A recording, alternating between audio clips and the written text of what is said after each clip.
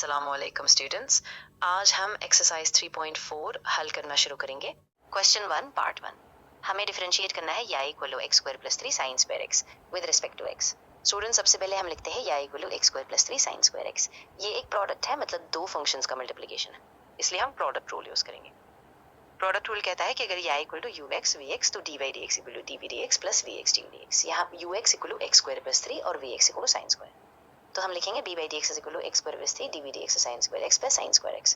अब sin square x का derivative होता है 2 sin x cos x और x स्क्वायर प्लस 3 का डेरिवेटिव होता है 2x। इन वैल्यूज को सब्स्टिट्यूट करते हैं। d by dx equal to x square plus 3 2 sin x cos x plus sin square x। अब इसको सिंपलीफाई करते हैं। d by dx equal to 2x square plus 3 sin x cos x plus 2x sin square x। Step 2, simplify और common factor लेना। Students, अब हम sin square x को लिखते हैं sin square x equal to sin इक्वल तो d by dx equal to 2x square plus 3 sin x cos x plus 2x sin x sin square x। अब इसको एक्सपैंड करते हैं। d by dx equal to 2x square plus 3 sin x cos x plus 6 sin square x।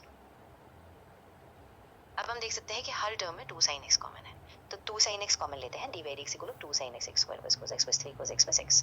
अब first दो terms को combine करते हैं, x square cos x plus 3 cos x।